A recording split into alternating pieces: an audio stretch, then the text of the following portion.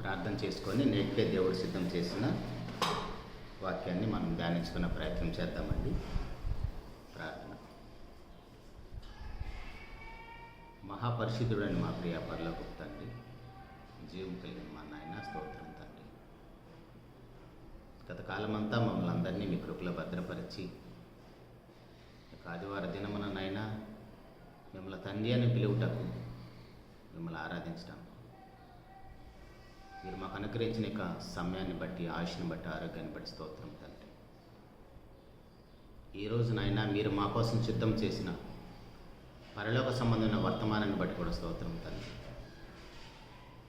ఏ మాటలైతే నాయన మేము వినబోతున్నాము, ఆ మాటల్లోని శక్తిని, ఆ మాటల్లోని భావాన్ని మేము అర్థం చేసుకున్నటకు మా అందరి మనోనేత్రాలు వెలిగించండి నాయన. విని ప్రకటించి మమ్మల్ని మేము మోసపుచ్చుకోకుండా ఆ మాటలు తగ్గట్టుగా మా జీవితాలు మార్చుకొని మీకు మరింత దగ్గరగా మేము జీవించటకు, క్రీస్తు ప్రభు యొక్క స్వరూపంలోకి మార్చుకొట్టుకు కృపను అనుగ్రహించమని అల్పుడునైనా నేను మీ పిల్లలతో మీ మాటలు పంచుకోబోతుండగా మంచి వాక్శక్తిని అనుగ్రహించండి. పరిశుద్ధాత్మ సహాయంతో నడిపించండి తండ్రి. మీకు వాక్యాన్ని వినుటకు సిద్ధపడిన మీ పిల్లలందరూ కూడా నాయన,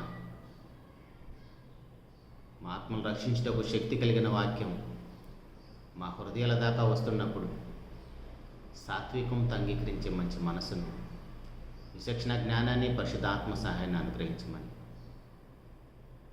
ఆ మాటల తగ్గట్టుగా మా జీవితాలు మార్చుకొని మీరున్న నిత్య రాజ్యములు అడుగుపెట్టేంత వరకు మీ చిత్తమైతే మా అందరూ కూడా ఆయుష్ను, ఆరోగ్యాన్ని ప్రసాదించమని మహోన్నతుడ ఈ కార్యక్రమం అంతా మీకు మహిమకరంగా, మాకు రక్షణకరంగా దీవించి ఫలింపచేయమని ఇక ప్రియ కుమారుడు మా ప్రభువైన యేసుక్రీస్తు వారి ఉన్నతమైన, పరిశుద్ధమైన, ఘనమైన నామములోని ప్రార్థించి అడిగి వేడుకుంటున్నాము తండ్రి. ప్రభునందు ప్రియమైన దేవుని వారలారా, ఈరోజు మన పాఠం పేరు ఏంటంటే క్రీస్తును పోలి నడుచుకొనుట. క్రీస్తును పోలి నడుచుకొనుట. మన ప్రభువైన యేసుక్రీస్తు వారు మనందరికీ తెలుసు, ఆయన సర్వ మానవాళికి కూడా ఆయన మాదిరి. ఒక దాంట్లో రెండు విషయాల్లో కొంతమంది వ్యక్తులు కొన్ని విషయాల్లోనూ మాదిరిగా ఉంటారు. కానీ మన ప్రభువారైతే సమస్త విషయాల్లో మనకి మాదిరి. ఇప్పుడే కాదు, క్రీస్తు ప్రభు వారి కంటే ముందున్న వారికి, క్రీస్తు ప్రభు వారు బ్రతికిన కాలంలో ఉన్నవారికి, క్రీస్తు ప్రభు వారు చనిపోయి సమాధి చేయబడి తిరిగి లేచి మహిమలోకానికి వెళ్ళిపోయిన తర్వాత మరలా ఆయన సెకండ్ కమింగ్ భూమి మీదకి వచ్చేంత వరకు కూడా ఎంతమంది అయితే ఆర్య నేల మీద ఉంటారో వారందరికీ కూడా సమస్త విషయాల్లో మాదిరి మన ప్రభువైన యేసుక్రీస్తు వారు.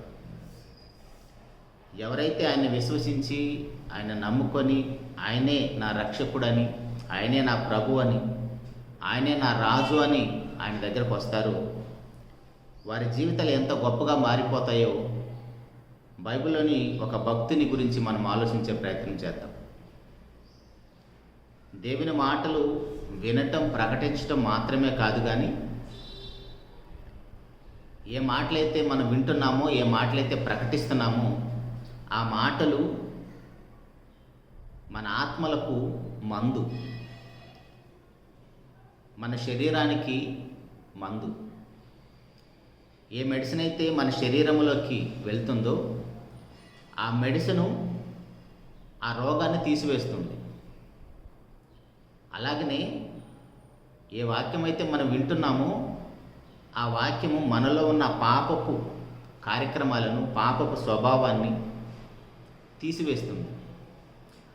అలా తీసివేసినప్పుడు మనము ఎలా ఉంటామంటే, సాక్షాత్తు దేవుడు మనల్ని కలుగజేసినప్పుడు, మనల్ని భూలోకానికి పంపించినప్పుడు ఎలా ఉన్నామో అలా మరలా పరిశుద్ధ జీవితాన్ని జీవించడానికి అవకాశం ఉంటుంది. దేవుడు మనం కావాలని కోరుకున్నప్పుడు మనల్ని ఎలా కలుగజేసాడో మన అందరికీ తెలుసు. ఎఫెసీయులకు రాసిన పత్రిక 1వ అధ్యాయం 4-6 వచనాలు. మనమందరం కూడా తన ఎదుట పరిశుద్ధులుగా, నిర్దోషులుగా ఉండాలని కోరుకున్నాడు. పరిశుద్ధులుగా, నిర్దోషులుగా ఉండాలని కోరుకున్నాడు. ఎందుకంటే ఆయన పరిశుద్ధుడు కాబట్టి. మన దేవుడు పరిశుద్ధుడు కాబట్టి ఆయన పిల్లమైన మనం కూడా పరిశుద్ధులుగా ఉండాలనేది దేవుని కోరిక. ఆయన దేవుడు మాత్రమే కాదు, ఆయన మన తండ్రి. ఆ తండ్రికి ఉన్న మంచి కోరిక ఏంటంటే తన వలె తన పిల్లలు పరిశుద్ధులుగా ఉండాలని కోరుకున్నాడు. అందుకోసమే తన యొక్క సుగుణాలను, తన యొక్క లక్షణాలను తెలియజేయటానికి తన యొక్క ప్రియకుమారుడు మన ప్రభువైన యేసుక్రీస్తు వారు భూలోకానికి వచ్చి మన వలె రక్తమాంసాల్లో ఉండి మనుషులందరూ కూడా దేవునికి మహిమకరంగా, దేవుని యొక్క స్వరూపంలో, దేవుని యొక్క పోలికలో కలుగజేయబడిన మనము ఎలా జీవించాలని దేవుడు కోరుకున్నాడో అలా జీవించి మనందరికీ మాదిరి ఉంచి మన ప్రభువారు వెళ్ళిపోయారు, మనందరికీ తెలుసు. అయితే మన ప్రభువారు వెళ్ళిపోయిన తర్వాత ఇప్పుడు ఆ బాధ్యత క్రైస్తవులుగా, దేవుణ్ణి కలిగిన వారుగా, క్రీస్తు ప్రభు యొక్క మరణ సమాధి పునరుద్ధాల్లో పాలు పొందిన వారుగా ఆ బాధ్యత మన మీద ఉన్నది. మన ప్రభువారు ఎలాగైతే సమస్త మనుషులకు మాదిరో ఆయన తరువాత ఆ బాధ్యత ఆయన పిల్లల మీద ఉన్నది. దానిలో భాగంగానే అపోస్తలుడైన పౌలు గారు మాట్లాడుతూ కొరింథీయులకు రాసిన మొదటి పత్రిక 11వ అధ్యాయము మొదటి వచనంలో, కొరింథీయులకు రాసిన మొదటి పత్రిక 11వ అధ్యాయం మొదటి వచనంలో, నేను క్రీస్తును పోలి నడుచుకున్న ప్రకారము మీరు నన్ను పోలి నడుచుకొనుడి. కొరింథీ సంఘానికి అపోస్తలుడైన పౌలు గారు మాట్లాడుతూ నేను క్రీస్తును పోలి నడుచుకున్నాను, మీరు నన్ను పోలి నడుచుకోండి అని ఎంత గొప్ప మాట, ఎంత మాదిరికరమైన మాట కొరింథీ సంఘానికి ఆయన వివరించాడో మనకు అర్థమవుతుంది. నిజానికి ఆలోచించండి, ఇక్కడ ఒక సేవకుడు తన సంఘం ఎదుట నిలబడి నేను క్రీస్తును పోలి నడుచుకుంటున్నాను, నేను క్రీస్తును పోలి నడుచుకుంటున్నాను, మీరు నన్ను పోలి నడుచుకోండి అని చెప్పే అంత సాహసం ఏ సేవకుడు కూడా చేయలేడు. ఎందుకంటే సేవకుల్లోనైనా విశ్వాసుల్లోనైనా ప్రతి ఒక్కరిలో ఏదో ఒక లోపము తన ముందున్న వారికి కనబడుతూనే ఉంటుంది. కాబట్టి ఏ సేవకుడైనా, ఏ విశ్వాసైనా తన ఎదుట ఉన్న వారికి మీరు నన్ను పోలి నడుచుకోండి అని చెప్పేంత సాహసం చేయలేదు. పౌలు గారి మాట చెప్పటానికి తనకు మాదిరి మన ప్రభువారు. ఎంత గొప్ప మాదిరో పేతురు గారు రాసిన మొదటి పత్రిక,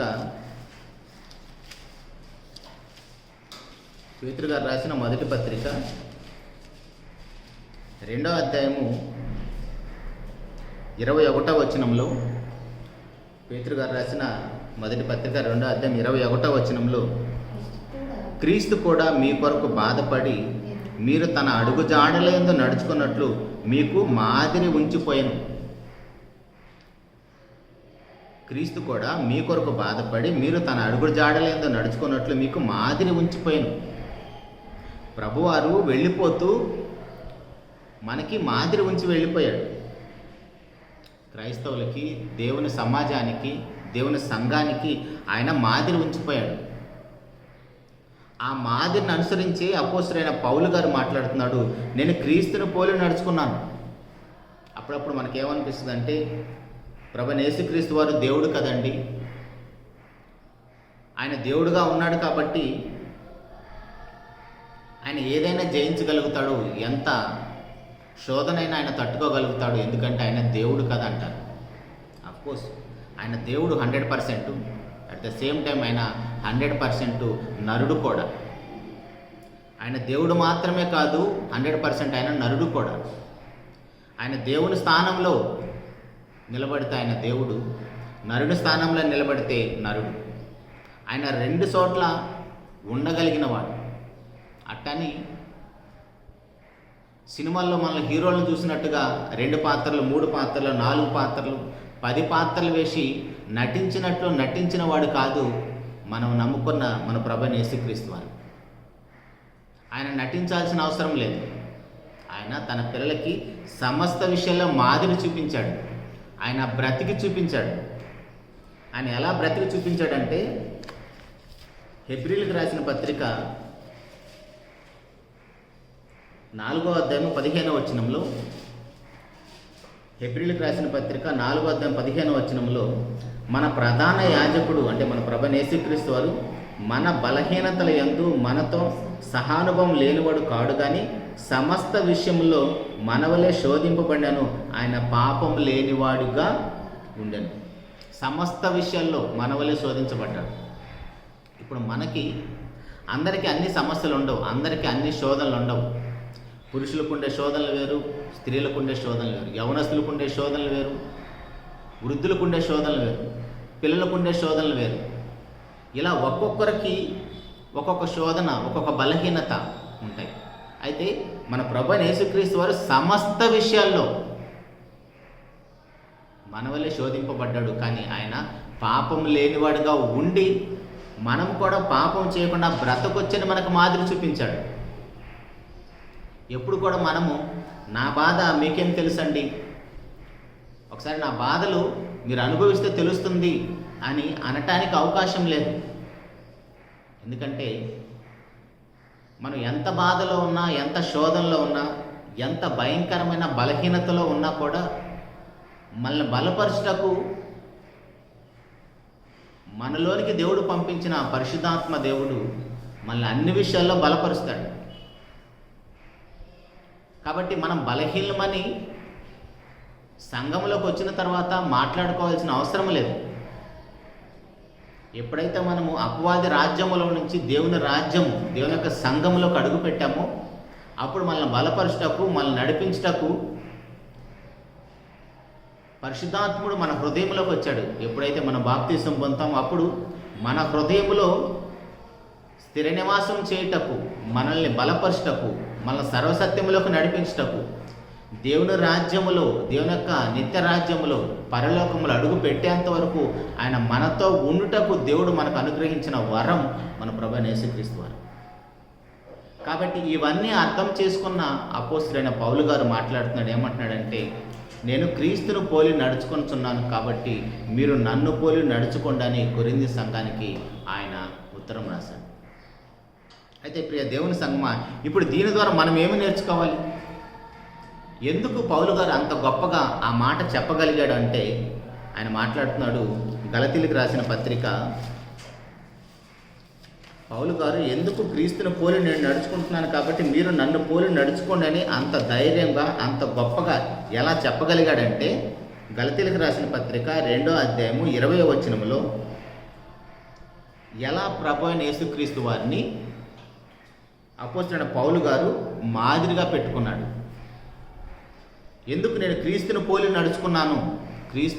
నడుచుకున్నానని అంత ఖచ్చితంగా ఎలా చెప్పగలిగాడంటే, గలతీలకు రాసిన పత్రిక 2వ అధ్యాయము 20వ వచనములో, నేను క్రీస్తుతో కూడా సిలువ వేయబడి ఉన్నాను, ఇకను జీవించువాడను నేను కాను, క్రీస్తే నా యందు జీవించుచున్నాడు, నేనిప్పుడు శరీరమందు జీవించుచున్న జీవితము నన్ను ప్రేమించి నా కొరకు తను తాను అప్పగించుకున్న దేవుని కుమారుని అందరి విశ్వాసము వలన జీవించుచున్నాను. పౌలు గారు ఇంత గొప్ప స్టేట్మెంట్ ఇవ్వటానికి కారణం ఏంటంటే, ఆయన కూడా మన ప్రభువైన యేసుక్రీస్తు వారు ఎలాగైతే మనందరి పాపాల కోసం సిలువ వేయబడి ఉన్నాడో, మనందరి కోసం చనిపోయి సమాధి చేయబడి తిరిగి లేచాడో, అలాగనే అపోస్తలుడైన పౌలు గారు కూడా నేను క్రీస్తుతో కూడా సిలువ వేయబడి ఉన్నాను అంటున్నాడు. ఆయన క్రీస్తుతో కూడా సిలువ వేయబడి ఉన్నాడు కాబట్టి అంత ధైర్యంగా చెప్పగలుగుతున్నాడు. క్రీస్తుతో కూడా సిలువ వేయబడి ఉండటం అంటే ఏంటి? క్రీస్తుతో పాటు సిలువ వేయబడి ఉండటము అంటే ఏంటి? అదే కొరింథీ సంఘానికి చెప్తున్నాడు. 4వ అధ్యాయము, 1 కొరింథీయులకు రాసిన పత్రిక 4వ అధ్యాయము 16వ వచనంలో,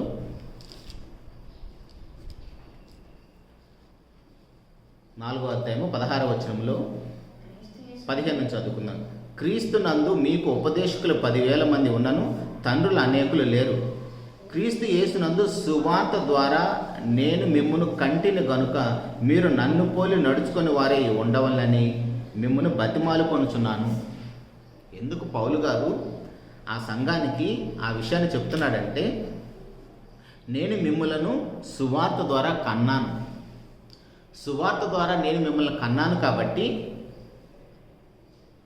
కన్న తండ్రికి ఆ బిడ్డల్ని పెంచే బాధ్యత ఉంటుంది. ఎలాగైతే దేవుడు ఆయన మహాపరిశుద్ధుడు కాబట్టి ఆయన పిల్లమైన మనము కూడా పరిశుద్ధులుగా ఉండాలని కోరుకున్నాడు. అలాగనే సేవకుడు కూడా ఎవరినైతే సువార్త ద్వారా కంటాడో ఆ పిల్లలను తనను చూసి తన వలె మీరు కూడా గొప్పగా బ్రతకాలని ప్రతి సేవకుడు కోరుకుంటాడు, కోరుకోవాలి కూడా. అలాంటి పరిస్థితుల్లోనే కొరింథీ సంఘానికి మీరు నన్ను పోలి నడుచుకోండి అని చెప్తున్నాడు. ఎందుకు కొరింథీ సంఘానికి ఆ మాట చెప్తున్నాడు అంటే వాళ్ళని సువార్త ద్వారా ఆయన కన్నాడు కాబట్టి మీరు నన్ను పోలి నడుచుకోండి అంటున్నాడు. ఫిలిప్పీలకు రాసిన పత్రికలో కూడా 3వ అధ్యాయము 17వ వచనంలో, ఫిలిప్పీలకు రాసిన పత్రిక 3వ అధ్యాయము 17వ వచనంలో, సహోదరులారా మీరు నన్ను పోలి నడుచుకొనుడి, మేము మీకు మాదిరి ఉన్న ప్రకారము నడుచుకొంచున్న వారిని గురిపెట్టి చూడుడి. ఇక్కడ మీరు నన్ను మాత్రమే కాదు మిగిలిన వారిని కూడా మాదిరి అయి ఉన్న ప్రకారము, మీకు ఎవరైతే మాదిరిగా కనపడుతున్నారో వారిని కూడా గురిపెట్టి వారి ప్రకారం కూడా మీరు నడవండి అని చెప్తున్నాడు. వీళ్ళందరూ కూడా ఎవరైతే మాటలు చెప్తున్నారో వీళ్ళందరూ కూడా ప్రభువైన యేసుక్రీస్తు వారిని మాదిరి పెట్టుకొని ఉన్నారు. ప్రభువైన యేసుక్రీస్తు వారిని మాదిరి పెట్టుకొని ఉన్నారు కాబట్టి వీరు నన్ను పోలి నడుచుకోండి, మమ్మల్ని పోలి నడుచుకోండి అని ఎంత ఖచ్చితంగా చెప్తున్నారు. కాబట్టి ప్రియ దేవుని సంగమా, ఇలా నడుచుకున్న వారు ఎవరైనా ఉన్నారా అంటే ఇప్పుడు పౌలు గారు చెప్తున్నారు. పౌలు గారేమో ప్రభువైన యేసుక్రీస్తు వారిని పోలి నడుచుకుంటున్నాను కాబట్టి మీరు నన్ను పోలి నడుచుకోండి అని చెప్తున్నారు. మరి పౌలు గారి మాటలు విని నడుచుకున్న వారు ఎవరైనా ఉన్నారంటే ఒక సంఘాన్ని చూద్దాం. దశలోనికి రాసిన మొదటి పత్రిక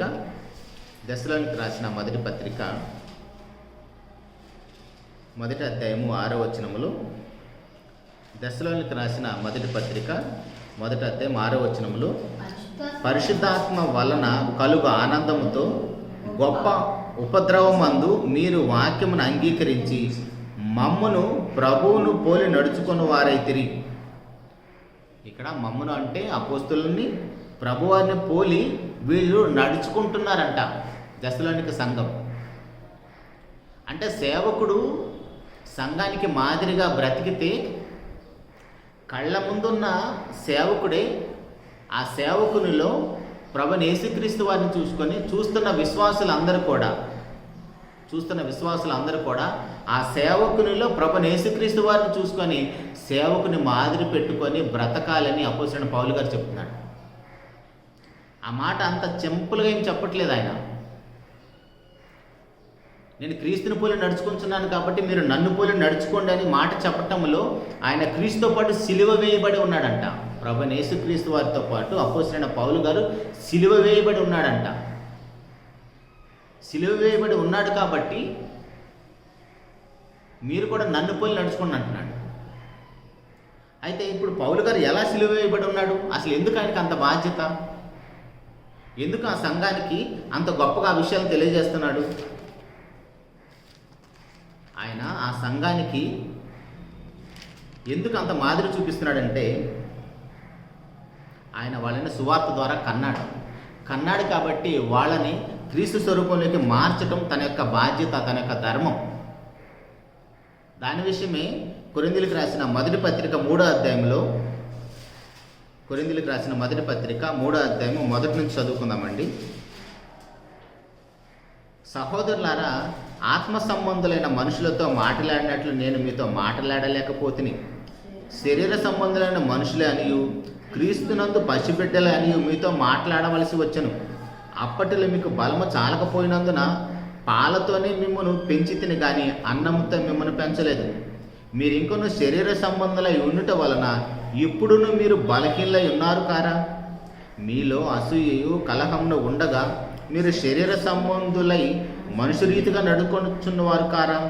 ఒకడు నేను పౌలు వాడను మరొకడు నేను అపొల్లో వాడను అని చెప్పునప్పుడు మీరు ప్రకృతి సంబంధమైన మనుషులు కారా? అపొల్లో ఎవడు, పౌలు ఎవడు? పరిచారకులే కదా. ఒక్కొక్కరికి ప్రభు అనుగ్రహించిన ప్రకారము వారి ద్వారా మీరు విశ్వసించితిరి. నేను నాటితిని, అపోల్లో నీళ్లు పోసెను, వృద్ధి కలుగజేయువాడు దేవుడే. కాబట్టి వృద్ధి కలుగజేయు దేవుల్లోనే కానీ నాటి వాళ్ళలోనైనను నీళ్లు పోయే వాళ్ళలోనైనా ఏమీ లేదు. నాటువాడును నీళ్లు పోయేవాడును ఒక్కటే.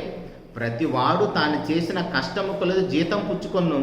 మేము దేవుని జత పనివారమై ఉన్నాము, మీరు దేవుని వ్యవసాయమును, దేవుని గృహమునై ఉన్నారు. ఎందుకు పౌలు గారికి అంత పెద్ద బాధ్యత అంటే, వీరంట అపోస్తులందరూ కూడా, సేవకులందరూ కూడా దేవునితో పాటు జత పనివారంట. దేవునితో జత పనివారంటే అంత చిన్న విషయం ఏమి కాదు. తండ్రి కుమార పరిశుద్ధాత్ములు తన పిల్లలైన మన కోసము ఎంత కష్టపడుతున్నారో, ఎంత ప్రయాసపడుతున్నారో, మన కోసం ఎన్ని ప్రణాళికలు చేస్తున్నారో అర్థమైతే దేవుని యొక్క జత పనివారి యొక్క పని ఏంటో అర్థమవుతుంది. ఇతను నా కొలిగ్గండి అంటారు. తనతో పాటు ఆఫీసులో పనిచేస్తున్నవారు, తనతో పాటు ఉద్యోగి అంటే తను ఎంత కష్టపడుతున్నాడో తోటి సహోదరుడికి, తోటి ఉద్యోగికి తెలుస్తుంది. అలాగనే ఒక సేవకుడు మేము దేవునితో పాటు జత పనివారు అంటున్నారంటే, మేము దేవునితో పాటు జత పనివారం అంటున్నారంటే ఆ దేవుడు ఏమి పని చేస్తున్నాడో తన పిల్లల కోసము, తన పిల్లల్ని పరలోకానికి చేర్చడానికి, తన పిల్లలను భూలోకానికి పంపించిన తర్వాత ఆ పిల్లలు భూలోకంలో ఎలా బ్రతకాలి, వారి కోసం ప్రకృతి ఎలా పని చేయించాలో ఇవన్నీ కూడా తెలిసిన వాళ్ళే ఆ మాట చెప్పగలరు. అందుకే పౌలు గారు అంటున్నాడు, మేము దేవునితో పాటు జత పనివారమై ఉన్నాము, మీరు దేవుని వ్యవసాయమును, దేవుని గృహమునై ఉన్నారు. దేవుని యొక్క వ్యవసాయం ఎవరంటే మనం. సేవకుడుకున్న బాధ్యతలు చూడండి, వారు వ్యవసాయదారులు అంట. సేవకులు వ్యవసాయదారులు. సేవకులు వ్యవసాయదారులు అంటే పొలంలో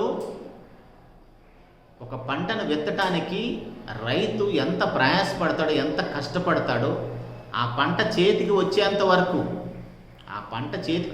వరకు నిద్రాహారాలు మానేసి రేయింబగుళ్ళు పొలంలో ఎంత కష్టపడతాడో వ్యవసాయం చేసిన వారికి, చేస్తున్న వారికి మాత్రమే తెలుసు. నేను కూడా ఒక వ్యవసాయ కుటుంబంలో ఒక రైతు బిడ్డను కాబట్టి నాకు తెలుసు ఆ కష్టం. అలాగనే రైతు కుటుంబంలో పుట్టి పెరిగిన ప్రతి ఒక్కరికి తెలుసు ఆ కష్టం ఏంటో. పొలాన్ని దున్ని సదును చేసి కలుపంతా తీసేసి దాన్ని మరలా ఆరబెట్టి నీళ్లు పెట్టి ఒక విత్తనం వేసి ఆ విత్తనం మొలకొచ్చి అది ఫలించేంత వరకు ఒక రైతు ఎంత ప్రయాసపడతాడో, ఎంత కష్టపడతాడో ఆ పంట పండిస్తున్న వారికి మాత్రమే తెలుసు. అలాగనే సంఘములో ఒక సేవకుడు యొక్క బాధ్యత కూడా ఒక రైతు అంత కష్టం. రైతు ఎలాగైతే ఫలాలు తీసుకొని రావటానికి ప్రయాసపడతాడో అలాగనే సేవకుడు కూడా అంతే ప్రయాస పడుతున్నారు కూడా. అలా రైతు ప్రయాసపడుతున్నాడు కాబట్టి ఇక్కడ అపోస్తలుడైన పౌలు గారు కూడా ఏమంటున్నాడంటే, మేము దేవుని జత పని వారము, దేవుని యొక్క వ్యవసాయమునై ఉన్నారు, మీరు దేవుని యొక్క గృహమునై ఉన్నారు అంటున్నాడు.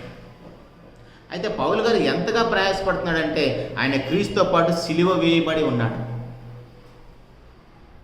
ఈ మాటలు చెప్పాలంటే పౌలు గారికి ఆయన ఎన్ని శ్రమలు అనుభవించాడో సువార్త నిమిత్తం.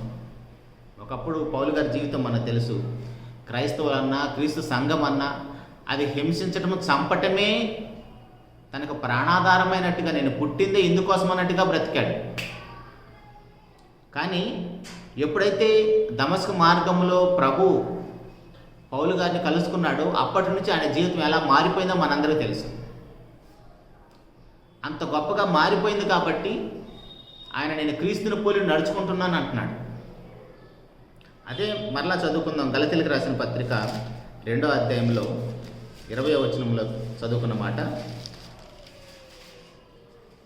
గలతీయులకు రాసిన పత్రిక 2వ అధ్యాయం 20వ వచనంలో, నేను క్రీస్తుతో కూడా సిలువ వేయబడి ఉన్నాను, ఇకను జీవించిన వాడను నేను కాను, క్రీస్తే నా యందు జీవించుచున్నాడు, నేనిప్పుడు శరీరమందు జీవించుచున్న జీవితము నన్ను ప్రేమించి నా కొరకు తను తాను అప్పగించుకున్న దేవుని కుమారుని యందలి విశ్వాసం వలన జీవించుచున్నాను. అయితే క్రీస్తుతో పాటు ఎలా సిలువ వేయబడి ఉన్నాడు? కొన్ని విషయాలు చూద్దామండి. క్రీస్తుతో పాటు ప్రభువైన యేసుక్రీస్తు వారు ఎలా సిలువ వేయబడి ఉన్నాడంటే, రోమీయులకు రాసిన పత్రిక ఆయన మాత్రమే కాదు, మనమందరము కూడా, బాప్తిసం పొందిన మనమందరము కూడా క్రీస్తుతో పాటు సిలువ వేయబడి ఉన్నవారమే. ఎలా సిలువ వేయబడి ఉన్నాడు? రోమిలికి రాసిన పత్రిక 6వ అధ్యాయము 3వ వచనంలో, రోమిలికి రాసిన పత్రిక 6వ అధ్యాయం 3వ వచనంలో, క్రీస్తు యేసులోనికి బాప్తిసం పొందిన మనమందరము ఆయన మరణములోనికి బాప్తిసం పొందితిమని మీరు ఎరుగరా? కాబట్టి తండ్రి మహిమ వలన క్రీస్తు మృతుల్లో నుండి ఎలాగో లేపబడినో అలాగనే మనమును నూతన జీవం పొందిన వారమే నడుచుకున్నట్లు మనం బాప్తిసం వలన మరణంలో పాలు పొందుటకై ఆయనతో కూడా పాతి పెట్టబడితిమి. మరియు ఆయన మరణం యొక్క సాదృశ్యమందు ఆయనతో ఐక్యము గలవారమైన ఎడల ఆయన పునరుద్ధానం యొక్క సాదృశ్యమందును ఆయనతో ఐక్యము గలవారమై ఉందుము. ఏమనగా మనం ఇంకనూ పాపములకు దాసులము కాకుంటకు పాప శరీరము నిరతకమగునట్లు మన ప్రాచీన స్వభావం ఆయనతో కూడా సిలువ వేయబడినని ఎరుగుదుము. చనిపోయిన వాడు పాప విముక్తుడని తీర్పు పొంది ఉన్నాడు. మనము క్రీస్తుతో కూడా చనిపోయిన ఎడల మృతుల్లో నుండి లేచిన క్రీస్తు ఇకను చనిపోడనియు మరణంనకు ఇకను ఆయన మీద ప్రభుత్వం లేదని ఎరిగి ఆయనతో కూడా జీవించుదామని నమ్ముచున్నాము. ఎంత పెద్ద స్టేట్మెంటో చూడండి. నేను బాప్తిసం పొందాను అని చాలామంది మనం అనుకుంటూ ఉంటాం. బాప్తిసం పొందటం అంటే నీళ్ళలో మునగటమే అనుకుంటున్నాం. బాప్తిసం పొందటం అంటే నీళ్ళల్లో సేవకుడు మళ్ళీ ముంచేసాడు అనుకుంటున్నాం. నీళ్ళల్లో ముంచాడే, నిజమే. ఆ నీళ్ళల్లో ముంచటం అంటే మనము క్రీస్తు మరణములోనికి ఆహ్వానించబడ్డామని అర్థం. క్రీస్తుతో పాటు మరణించటానికి ఆయనలోనికి వచ్చామని అర్థం. బాప్తిసం అంటే నేను చనిపోవటానికి వచ్చానని అర్థం. ఇంకా మాట్లాడాలంటే క్రీస్తు ప్రభువుని ఎలాగైతే ఒక పాపి కోసం ఆయన చనిపోయాడో మనము కూడా మన పాపముల విషయమై చనిపోవాలి. అట్ ద సేమ్ టైం మన సహోదరుల పాపముల నిమిత్తం కూడా చనిపోయేంతగా మనము ప్రయాసపడాలి. అది బాప్తిసం పొందటం అంటే. బాప్తిసం పొందటం అంటే ఏదో సేవకుడు చెప్పాడని, అమ్మా నాన్న చెప్పారని, లేదా స్నేహితులు బంధువులు తీసుకున్నారని, అందుకోసం కాదు మన బాప్తిసం పొందటం అంటే. బాప్తిసం పొందటం అంటేనే ఆయనతో పాటు మరణంలో నిలబడ్డామని అర్థం. ఆయనలో మనము కూడా ఒక పాపి కోసం చనిపోవటానికి సిద్ధపడ్డామని అర్థం. అది మరణించడం అంటే, అది బాప్తిసం పొందటం అంటే.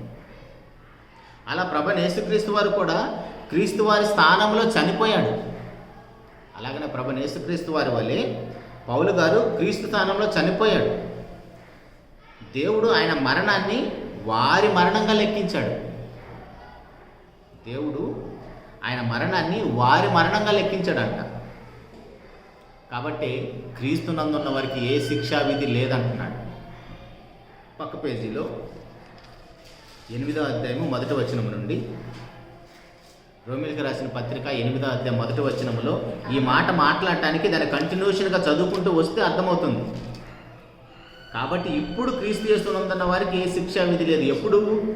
కాబట్టి ఇప్పుడు అంటే మనం అక్కడ నుంచి 6వ అధ్యాయం నుంచి చదువుకుంటూ వస్తే 6, 7 అధ్యాయాలు చదువుకుంటూ వచ్చి 8వ అధ్యాయానికి 1వ వచనానికి వస్తే అప్పుడు అర్థమవుతుంది. ఇప్పుడు క్రీస్తు యేసునందు ఉన్న వారి కంటే ముందు అన్ని ఏదో కార్యక్రమాలన్నీ జరిగిపోయాయి. 6వ అధ్యాయంలోనేమో బాప్తిసము పొందిన వారి గురించి మాట్లాడుతున్నాడు. 7వ అధ్యాయంలోకి వచ్చేటప్పటికి ఆల్రెడీ పాపానికి దాసులైన వారి గురించి మాట్లాడుతున్నాడు. ఈ విషయాలన్నీ చెప్పుకుంటూ వచ్చిన తర్వాత అయితే ఇప్పుడు క్రీస్తు యేసునందున్న వారికి ఏ శిక్షా విధి లేదు. క్రీస్తు యేసునందున్న వారికి ఏ శిక్షా విధి లేదంటే ఎవరైతే క్రీస్తు ప్రభు యొక్క మరణములోనికి బాప్తిసం పొందుతారో, ఆయన వలె సమాధి చేయబడతారు, పాపపు జీవితాన్ని మొత్తం సమాధి చేస్తారు, వారికి ఆయన శిక్షా విధి లేదు. ఆ పాపానికి శిక్ష ఆ చట్టంలో వాళ్ళు నిలబడరు. అంతేకాని నేను బాప్తిసం పొందాను, నీళ్ళల్లో మునిగేశాను, నేను కూడా సంఘంలోకి వెళుతున్నాను, ప్రభు యొక్క మరణ సమాధి పునరుద్ధాల్లో ఆయన యొక్క రొట్టెలు, ఆయన యొక్క ద్రాక్షరసంలో పాలు పొందుతున్నానంటే మరలా మనం శిక్షించబడటానికి ఆయన మరణ సమాధి పునరుద్ధాల్లో పాలు పొందుతున్నాం. అపరాధులుగా లెక్కించబడటానికే మనం ఆయన యొక్క రొట్టెలను, ఆయన యొక్క శరీరంలో పాలు పొందుతున్నాం. అది కాదండి. బాప్తిసం అంటేనే ఆయన మరణంలో మనం కూడా పాతి పెట్టబడ్డాం. ఆయన మరణంలో మనం కూడా పాతి పెట్టబడ్డాం. ఆయన మరణంలో పాలు పెట్టబడితే పాతి పెట్టబడితే మన జీవితం ఎలా ఉంటుందంటే, కొలస్సీలకు రాసిన పత్రిక 2వ అధ్యాయము 6వ వచనంలో,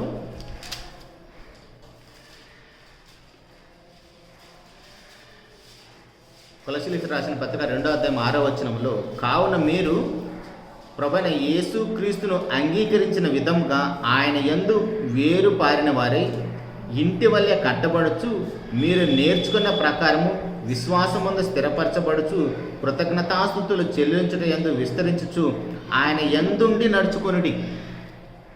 క్రీస్తు నందుండి నడుచుకోవాలి. ఎందుకంటే మనం కూడా పౌలు గారు చెప్పినట్టుగా గలతీలకు రాసిన పత్రికలో 2:20లో మనం చదువుకున్నట్టుగా, ఇప్పుడు నేను బ్రతుకుతున్న బ్రతుకంతా కూడా క్రీస్తు కోసమే బ్రతుకుతున్నాను, నేను ఇంకా శరీరంలో ఉన్నానంటే క్రీస్తు కోసమే బ్రతుకుతున్నానని అలా ఎలా చెప్పగలుగుతున్నాడంటే, ఆయన మరణించింది ఎందుకోసం అర్థమైంది. ఇకను జీవించువాడను నేను కాదు, క్రీస్తే నా యందు జీవించుచున్నాడు. పౌలు గారు ఏమంటున్నాడంటే, క్రీస్తే తన యందు జీవిస్తున్నాడు. అలాగని ఇక్కడ కొలస్సీ సంఘానికి ఏం చెప్తున్నాడంటే, ఆయన మీరు నేర్చుకునే ప్రకారం విశ్వాసమందు స్థిరపరచబడుచు, కృతజ్ఞతాస్తుతులు చెల్లించుట యందు విస్తరించుచు, ఆయన యందుండి నడుచుకొనుడి.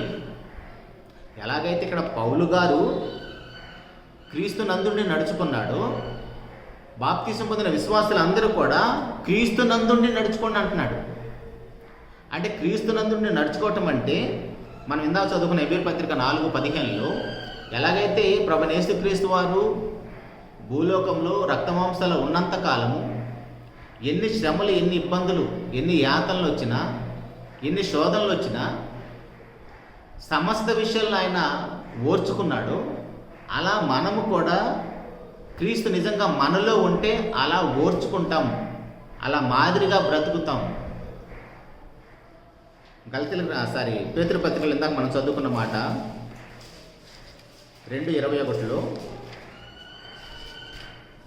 పేతురు గారు రాసిన మొదటి పత్రిక 2వ అధ్యాయం 21వ వచనంలో,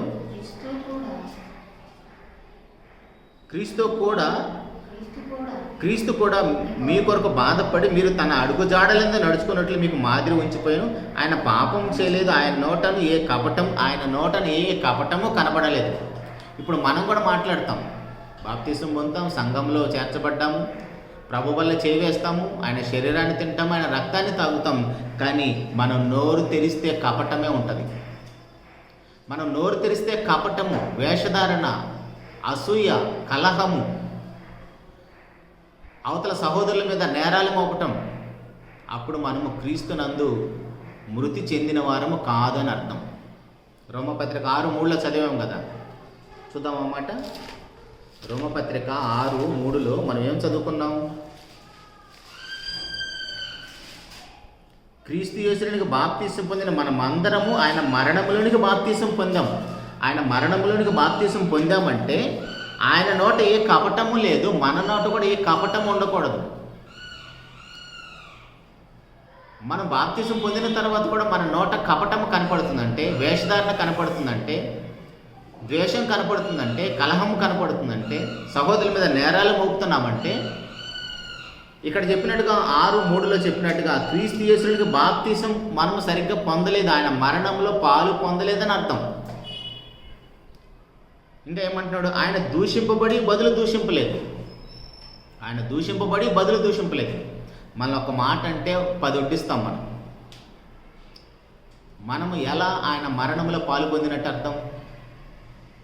కానీ అదే పౌలు గారు అయితే ఏమంటున్నాడంటే, నేను క్రీస్తుని పోలి నడుచుకుంటున్నాను కాబట్టి మీరు నన్ను పోలి నడుచుకోండి అని చెప్పిన పౌలు గారు మాత్రము క్రీస్తులోనికి రాకముందు, క్రీస్తు కోసం మరణించకముందు, బాప్తీసం పొందకముందు మాత్రము కొట్టాడు, చంపాడు, ద్వేషించాడు, దూషించాడు. స్త్రీలు పురుషులను భేదం లేకుండా వాళ్ళని చంపే ప్రయత్నం చేశాడు, చంపాడు. సౌలు మరణానికి కూడా సమ్మతించాడు. కానీ అదే పౌలు గారు ఎప్పుడైతే దమస్కు మార్గంలో ప్రభువును కలుసుకున్నాడో, ప్రభు దర్శనం ఆయనకు అయిందో, వెంటనే ఆయన జీవితం ఎలా మారిపోయిందంటే, కొడుతున్నా కొట్టడం లేదు, తిడుతున్నా తిట్టడం లేదు. అదండి మారిపోవటం అంటే. అది క్రీస్తు ప్రభులకి ఆయన యొక్క మరణంలో పాలు పొందటం అంటే అర్థం. ఆయన మరణంలో పాలు పొందటం అంటే పౌలు గారి జీవితాన్ని ఎందుకు అంత ధైర్యంగా అపోస్తులైన పౌలు గారి జీవితాన్ని పరిశుద్ధాత్ముడు అంత గొప్పగా ఎందుకు గ్రంథసం చేయించి మన చేతిలో పెట్టాడంటే ఆయన అలా బ్రతికాడు. బాప్తీసానికి ముందు, బాప్తీసం తరువాత ఆయన జీవితం మనకు ఒక పాఠంగా చూపించాడు. ఆయన దూషింపబడి బదులు దూషింపలేదు. ఆయన శ్రమ పెట్టబడి బెదిరింపక న్యాయంగా తీర్పు తీర్చి దేవునికి తను అప్పగించుకొని, అలా మనము కూడా ఉన్నప్పుడే మనము కూడా క్రీస్తులోనికి బాప్తీసం పొందినట్టు అర్థం. క్రీస్తు యేసులోనికి బాప్తీసం పొందిన మనం అందరం ఆయన మరణంలోనికి బాప్తీసం పొందుతానని మీరు ఎరుగరా అంటున్నాడంటే, ఒకవేళ మనం కూడా ఆయన వల్ల మరణిస్తే, ఇదిగో పౌలు గారు ఎలా జీవించాడో, మన ప్రభువైన యేసుక్రీస్తు వారు ఎలా జీవించాడో మనము కూడా అలా జీవిస్తాము. అప్పుడు మనము మాట్లాడినా, మనం ఏదైనా పనులు చేసినా మనలో ఎవరు కనపడతారంటే, పౌలు గారు చెప్పినట్లుగా క్రీస్తే నా యందు కనపడుతున్నాడు అంటాడు కదా. క్రీస్తే నా యందు జీవించుతున్నాడు. క్రీస్తే నా యందు జీవించుతున్నాడు అంటే ఇప్పుడు పౌలు గారిని చూసినా యేసుప్రభు వారిని చూసినా ఒకేలాగా ఉంటుంది. వారి మాటలు, వారి క్రియలు, వారి చేష్టలు అన్నీ కూడా. ఇప్పుడు మనం ఎలా కనపడుతున్నాం? ఇప్పుడు దేవానే నేను మాట్లాడితే నేను కనపడకూడదు, నేను ఏదైనా పని చేస్తే నేను కనపడకూడదు. నాలో సమాజానికి, నన్ను చూస్తున్న వారికి ప్రభువైన యేసుక్రీస్తు వారు కనపడాలి. అది క్రీస్తుని పోలి నడుచుకోవటం అంటే. ఇంకా మనకు అర్థం కావాలంటే, అద్దం ముందు వెళ్ళి మనం నిలబడితే మనము అద్దంలో మనం కనపడకూడదు, ప్రభువారు కనపడాలి. అద్దంలో మనము కనపడుతున్నట్టుగానే మనము సమాజానికి మనలో క్రీస్తు కనపడాలి. అది క్రీస్తులోనికి బాప్తీసం పొందడం అంటే, అది క్రీస్తుని పోలి నడుచుకోవటం అంటే. బాప్తీసం పొందేసామన్నంత ఈజీ కాదు క్రీస్తు వలె బ్రతకటం అంటే. ఎంత ఓర్పు, ఎంత సాధన అవసరమో, ఎంత క్షమించే గుణం అవసరమో. కానీ మనకి మన నోటినే కంట్రోల్ పెట్టుకోలేము, మన నాలుకనే మనం కంట్రోల్ పెట్టుకోలేము. అదే మన ప్రభువైన యేసుక్రీస్తు వారైతే ఆయన దూషింపబడి బదులు దూషింపలేడు. అంటే ఆయన తిట్టడం రాదా, కొట్టడం రాదా? ఆయన కూడా మన వలె శరీరంలో రక్త మాంసాలు కలిగిన వాడే ఉన్నాడు. ఎవరైనా ఒక మాట అంటే మన బ్లడ్ బాయిల్ అవుతుందా, రక్తం మరుగుతుంది అంటాం. మరి అలాంటి రక్తం ప్రభువారికి లేదా? ఆయన కూడా మంచి యవనస్తుడుగానే ఉన్నాడు. 30 సంవత్సరాలు యవనస్తుడిని ఒక మాట అని చూడండి, వారికి నచ్చని మాట ఒకటి అని చూడండి, వారి బ్లడ్ బాయిల్డ్ అవుతుంది, రక్తం మరుగుతుంది అంటారు. అట్లాంటిది అంత యవన కాలంలో ఉన్న ప్రభువైన యేసుక్రీస్తు వారి యొక్క రక్తము ఎంత ఓర్పు, ఎంత మాదిరి, ఎంత సహనాన్ని చూపించిందో మనకు అర్థం చేసుకోవాలి. అవన్నీ అర్థం చేసుకున్నవారు కాబట్టి అపోస్తలులందరూ కూడా ఆ క్రీస్తు వారి యొక్క ప్రేమ మమ్మల్ని బలవంతం చేస్తుంది కాబట్టి ఆయన అందరి నిమిత్తం ప్రాణం పెట్టాడు. సో మేము కూడా సహోదరుల నిమిత్తం ప్రాణం పెట్ట బద్దులమై ఉన్నాం. ఆ ప్రేమ మమ్మల్ని బలవంతం చేస్తుంది అంటున్నారు. మరి ఇలా ప్రతి సేవకుడు ఉండగలిగితే ఆ సంఘం ఎంత గొప్పగా దేవునికి కనపడుతుందండి. కానీ మనం అలా బ్రతకలేకపోతాం. వాక్యం మాత్రం గంటల తరబడి చెప్పగలుగుతాం, మైక్ ఇస్తే అవతల వాళ్ళకి అవకాశం ఇవ్వకుండా మాట్లాడతాం. కానీ ఒక మాట అంటే మాత్రం తట్టుకోలేం. సహోదరులను ప్రేమించే మనస్తత్వమే మనకు ఉండదు. కానీ వాళ్ళైతే ప్రాణాలే పెట్టారు సహోదరుల మీద. మన ప్రభువైన యేసుక్రీస్తు వారైతే సమస్త మానవాళి కోసం, అందరి పాపాల కోసం ప్రాణం పెట్టాడు. ఇందులో ప్రేమ ఉందని చెప్పాడు. అపోస్తలులందరూ కూడా వారు బ్రతికినంత కాలం వారి తరంలో ఉన్న వారందరి కోసం బ్రతుకుడు క్రీస్తే, చావైతే లాభం అన్నారు. ఎందుకు అంతగా వాళ్ళు ఓర్చుకున్నారంటే, వారు ఏ ప్రేమనైతే అనుభవించారు, ఏ ప్రేమనైతే రుచి చూచి ఎరిగారో ఆ ప్రేమ ఏం చేస్తుందంటే ఓర్చుకోమని చెప్పింది. ఆ ప్రేమ క్షమించమని చెప్పింది. వాళ్ళు కొట్టిన, తిట్టిన, ముళ్ళ కిరీటాలు పెట్టిన, రంపాలతో కోసిన, తలలు తీసేస్తున్నా, ఒంటి నిండా తారు పోసి బాడీని మొత్తాన్ని కాల్ చేస్తున్నా, కొలిమిలో ఎలాగైతే ఇనుమును కాలుస్తారో అన్ని శ్రమలు వచ్చినా సరే అయినా సరే ఓర్చుకోమని ఆ ప్రేమ వాళ్ళకి చెప్పింది. కాబట్టి ఆ ప్రేమకు వాళ్ళు బానిసలైపోయారు. ఆ ప్రేమకు వాళ్ళు బానిసలైపోయారు కాబట్టి ఆ శరీరం ఎన్ని కొట్టినా, తిట్టినా సరే ఓర్చుకునే సామర్థ్యాన్ని దేవుడు వారికి అనుగ్రహించాడండి. అదండి ప్రేమకున్న బలం. ఒక సేవకుడు మాట్లాడుతూ ఈ మధ్యకాలంలో అన్నాడు, కొట్టే బలమున్నా ఓర్చుకుంటే కదా నీవెంత గొప్పవాడో అర్థమయ్యేది. తిట్టే సామర్థ్యం ఉన్నా నువ్వు ఓర్చుకుంటే కదా నువ్వెంత గొప్పవాడో అర్థమయ్యేది. కొట్టిన వాడిని కొట్టి తిట్టిన వాడిని కొడితే నువ్వేం మాదిరి, నువ్వేం క్రైస్తవుడివి? ఒక వారం రోజులుగా మనం చూస్తున్నాం 2 తెలుగు రాష్ట్రాల్లో మన సహోదరుడు దేవుని సేవకులు ప్రవీణ్ అన్న గారు ఈ లోకాన్ని నుంచి వెళ్ళిపోయారు. ఆయన ఎలా వెళ్ళినప్పటికి కూడా తన భార్య జెసికా గారు, నా భర్త బ్రతికుంటే వీళ్ళని క్షమించేవాడు, నేను కూడా వాళ్ళని క్షమిస్తున్నానని ఎంత గొప్ప ప్రేమను చాటిందో బ్రతుకున్న మనం అర్థం చేసుకోవాలి. తన భర్త చిత్రహింసలు పడి చనిపోయి చంపారని తెలిసినా సరే నా భర్త బ్రతికుంటే వాళ్ళని క్షమిస్తాడు, సో నేను కూడా వాళ్ళని క్షమిస్తున్నాను, వాళ్ళని వదిలేయండి అన్నది. అదండి క్రీస్తు ప్రేమను అర్థం చేసుకోవటం అంటే. పేతురు గారు రాసిన మొదటి పత్రిక 2వ అధ్యాయం 9వ వచనంలో, పేతురు గారు రాసిన మొదటి పత్రిక 2వ అధ్యాయం 9వ వచనంలో, అయితే మీరు చీకటిలో నుండి ఆశ్చర్యకరమైన తన వెలుగులోనికి మిమ్మల్ని పిలిచిన వాడిని గుణాతిశయంలో ప్రచురం చేయ నిమిత్తము ఏర్పరచబడిన వంశమును, రాజులైన యాజక సమూహమును, పరిశుద్ధ జనమును, దేవుని సొత్తైన ప్రజలై ఉన్నారు. ఎందుకంటే అండి మనము దేవుని యొక్క రాజ్యంలోకి వచ్చింది ఆయన యొక్క గుణాతిశయములను ప్రచురం చేయటానికి. ఆ గుణం యొక్క అతిశయం, అతిశయం అంటే గొప్పతనం. దేవుని యొక్క ప్రేమ, దేవుని యొక్క క్షమాగుణాన్ని అది ఎంత గొప్పదో చూపించటానికి, ప్రకటించడానికి వచ్చాం. ప్రకటించటానికి మనం ఏం చేస్తామంటే ప్రకటిస్తాం అంతే, చూపించలేము. ఆయన గుణాతిశయములను మనము ప్రకటిస్తాము కానీ చూపించలేము మన జీవితంలో. ఆ దేవుని యొక్క ప్రేమ ఎంత గొప్పదో, దేవుని యొక్క క్షమాగుణం ఎంత గొప్పదో మన జీవితంలో చూపించడానికి వచ్చాం. మనం ప్రకటించడానికి మాత్రమే కాదు, ప్రకటిస్తున్న మనము చూపించాలి. ఆ క్షమాగుణం మనలో లేకపోతే మనం క్రీస్తుని పోలి నడుచుకున్న వారం కాదు. కానీ పౌలు గారు అయితే క్రీస్తుని పోలి నడుచుకుంటున్నాడని అంత గొప్పగా కొరింథీ సంఘాన్ని చెప్పాడు. ఇప్పుడు కూడా సేవకులుగా సంఘాలు కట్టి వేలకు మంది సంఘంలో ఉంటున్నారు. ఎంతమంది సేవకులు ఆ సంఘానికి మాదిరిగా ఉంటున్నారు.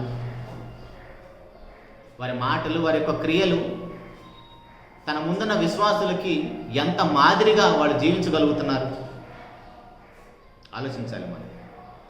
అలా మనం బ్రతకనప్పుడు, క్రీస్తువులే మనం బ్రతకనప్పుడు మన బాప్తీసు విషయంలో మనం సరిగ్గా సమాధి చేయబడలేదని అర్థం.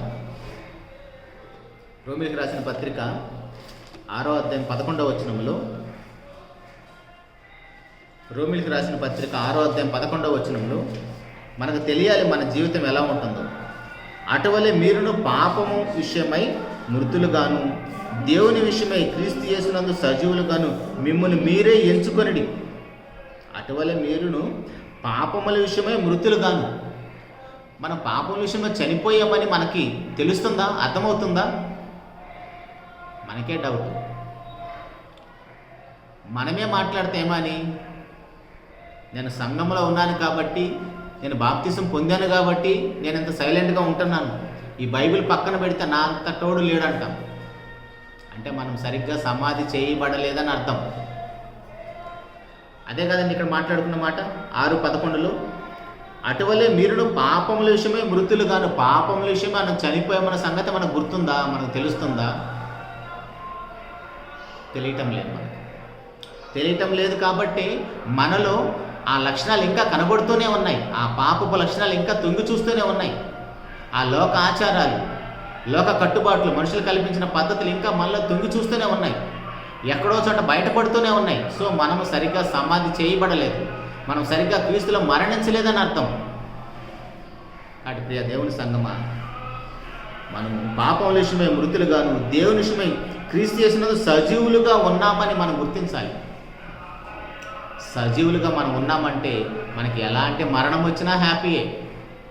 ఎందుకంటే చనిపోతే ఖచ్చితంగా సజీవుల జాబితాలకు వెళ్ళిపోతాం. కాబట్టి ప్రియ దేవుని సంగమా, మనం ఎలా బ్రతుకుతున్నాం?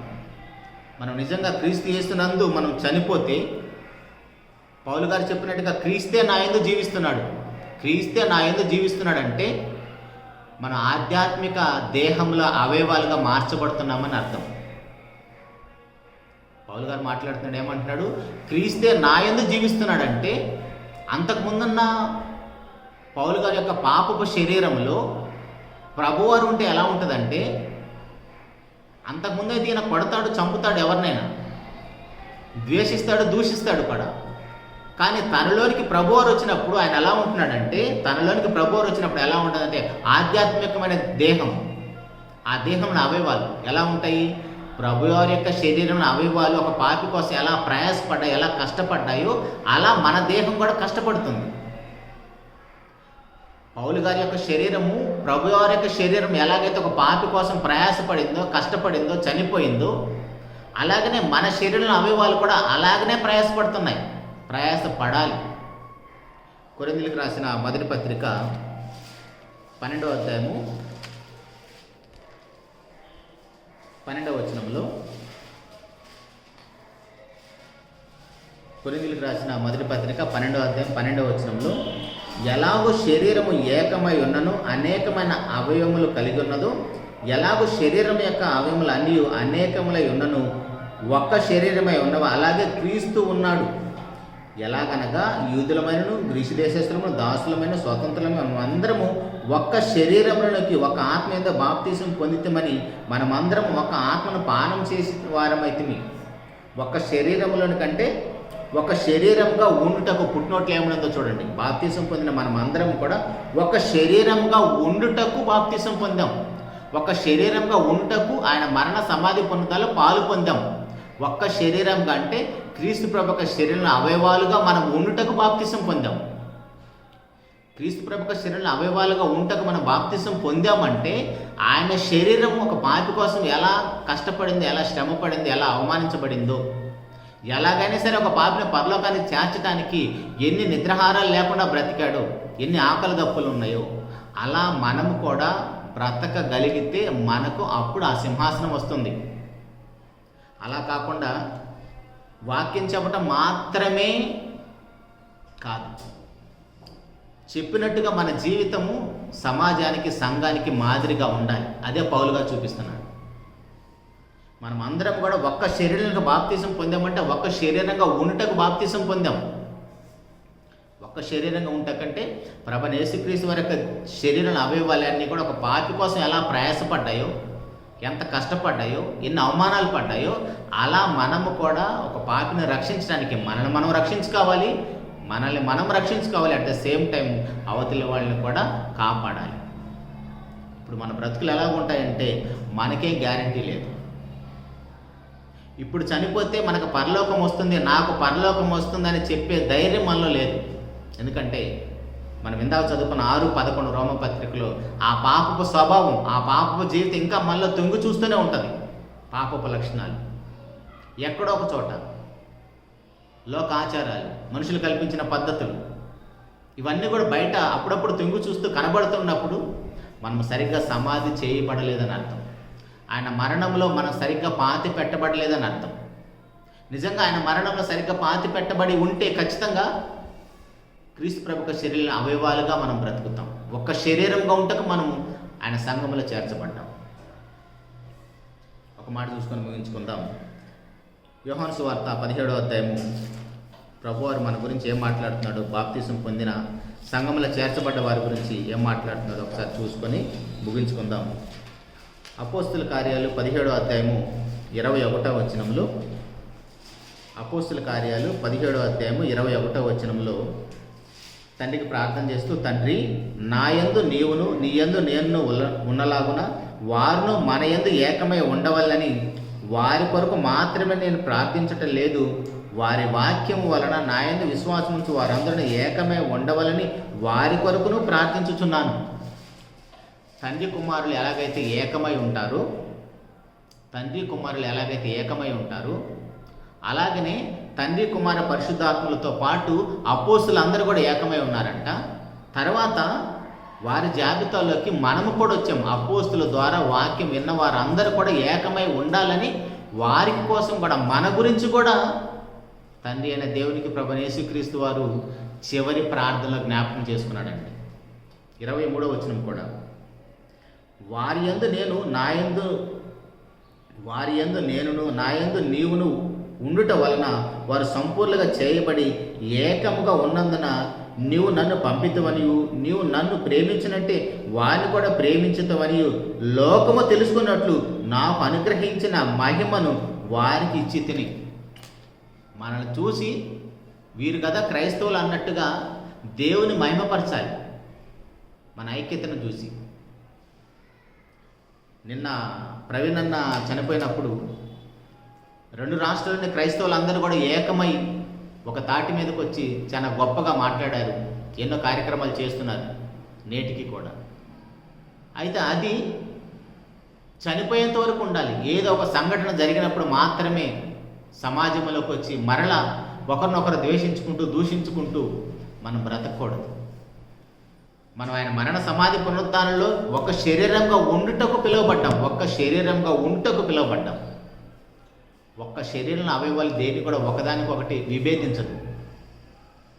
మన శరీరం అవయవాలు ఒకదానికొకటి ఏది కూడా విభేదించదు. ఒకదానికొకటి అన్ని సపోర్ట్ చేసుకుంటాయి. కానీ మనమేమో ఒకరినొకరిని ద్వేషించుకుంటాం, దూషించుకుంటాం. ఒకరంటే ఒకరికి మనం పడదు. అలాంటప్పుడు మనం అందరం కూడా ఒక శరీరంగా ఉంటకు ఎలా పిలువబడ్డామని అర్థం. కొరింథీయులకు రాసిన మొదటి పత్రిక 12వ అధ్యాయము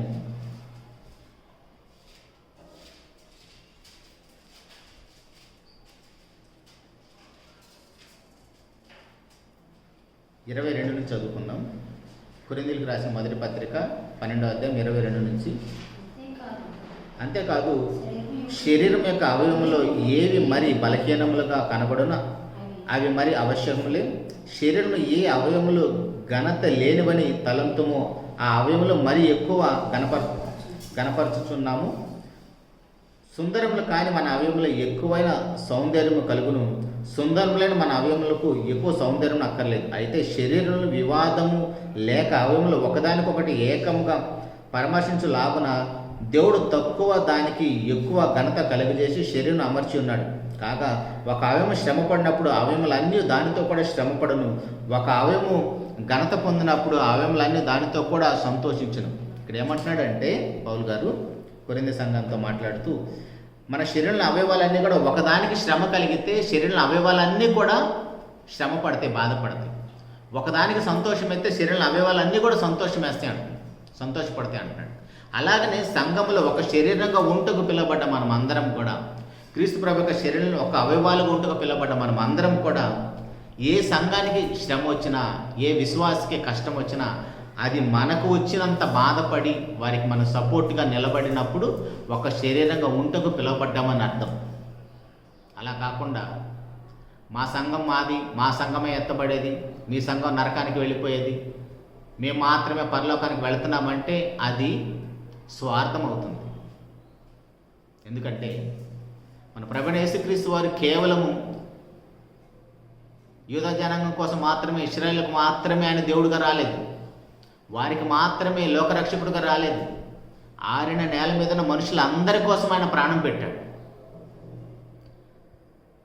ఆ సంఘములో ఉన్న వారందరికీ కోసం, భూమి మీద ఉన్న మనుషులందరి కోసం ఆయన ప్రాణం పెట్టాడు. వాళ్ళందరూ కూడా సంఘములో చేర్చబడ్డాడు.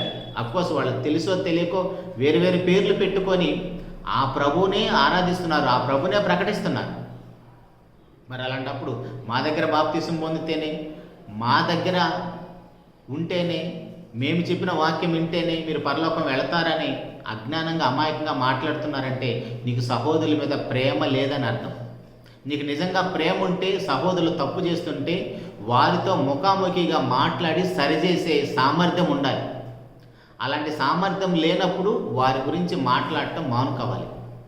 సరి చేయగలిగితే సరి చేయాలి, లేకపోతే వారిని వదిలేయాలి. దేవుడే చూసుకుంటాడు. అంతేకాని సోషల్ మీడియా ఉంది కదా అని ఒకరి మీద ఒకరు దుమ్మెచ్చి పోసుకుంటూ ఉంటే మన ద్వారా దేవునికి మహిమ కలగటం కంటే అవమానం ఎక్కువ వస్తుంది.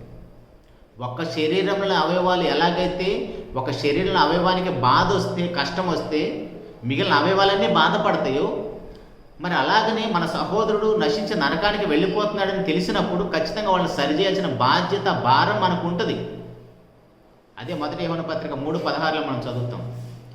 మన ప్రభువైన యేసుక్రీస్తు వారు మన అందరి నిమిత్తం ప్రాణం పెట్టాడు. ఇందులో ప్రేమ ఉంది.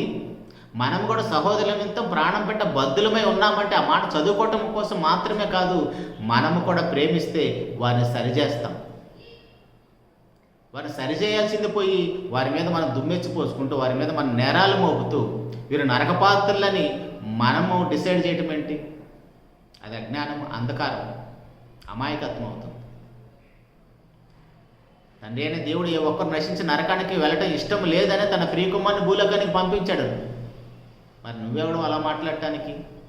అలా మాట్లాడటానికి ఏ సేవకుడికి హక్కు లేదు. ఎందుకంటే సేవకులు తండ్రి స్థానంలో ఉన్నారు, సేవకులు దేవుని జత పని వారిలో ఉన్నారు. దేవుని జత పనివారు అంటే దేవుడికి ఏ ఒక్కరు నశించి నరకానికి వెళ్ళటం ఇష్టం లేదు. అలాంటి బాధ్యత గల స్థానంలో సేవకులుగా మనం ఉన్నాం కాబట్టి ఏ ఒక్కరు కూడా నువ్వు నాశనానికి వెళ్ళిపోతావు, నువ్వు నరకానికి వెళ్ళిపోతావు అనటానికి హక్కు లేదు మనకి. వాళ్ళని కాపాడటానికే తండ్రి స్థానంలో దేవుని జత పనివారిగా మనల్ని చేశాడు. అలాంటి బాధ్యత కలిగి, భారం కలిగి, పరిస్థితులు ఎలాగున్నా ఎంత బండబారిన మొండి హృదయాలైనా మార్చే సామర్థ్యం వాక్యానికి ఉంది కాబట్టి ఆ వాక్యానికి వాళ్ళ హృదయంలో నాటాలి. అది నాటాలంటే ఎలా నాటాలి? ఒక రైతు పొలాన్ని దున్ని సదును చేసి మెత్తన చేసిన తర్వాత విత్తనం వేసినట్టుగా అలా సేవకుడు కూడా చేయగలిగినప్పుడు వారు నిజమైన దేవుని జత పనివారు.